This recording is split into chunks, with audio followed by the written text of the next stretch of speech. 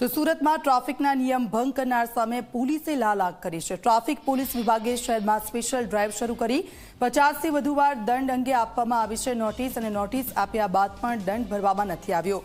દંડ ન ભરનાર 113 લોકોના નામની યાદી પણ જાહેર કરવામાં આવી છે। યાદીને આરટીઓમાં મોકલીને લાયસન્સ રદ કરવાની કાર્યવાહી શરૂ કરવામાં આવી છે।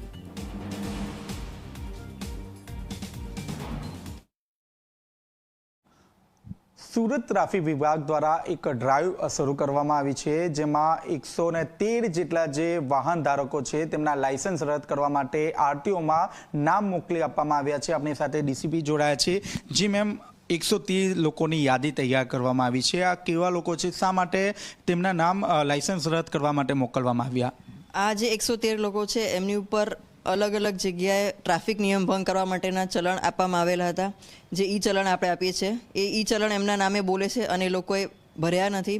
વારંવાર કહેવા છતાં, સૂચના આપવા છતાં પણ એ લોકોએ આ ઈ ચલણના નાણાં ભરેલા નથી સરકારશ્રીમાં, જેના કારણે ઓવરડ્યુ થઈ ગયેલું છે અને એ લોકોને 113 જણાના અત્યારે લાયસન્સ રદ કરવા માટે આરટીઓમાં અમે લોકો યાદી મોકલી આપેલી છે અને ટૂંક સમયમાં એમના લાયસન્સ રદ થઈ જશે। મેમ, આપણે કેટલી વાર આ તમામ વાહન ચાલકોને નોટિસ આપવામાં આવી છે, શું જવાબ મળી રહ્યા છે? વાહન ચાલકોને સતત સંપર્કમાં છીએ, વારંવાર એમને કહીએ છીએ। ઘણા લોકો જેમ જેમ એમની સગવડ થાય છે એમ થોડા થોડા ચલણ ભરી દે છે, પણ મોટા ભાગના લોકો ભરવાના બાકી છે અને જેના કારણે એમના લાયસન્સ રદ કરવા માટે અમે કાર્યવાહી કરી રહ્યા છીએ।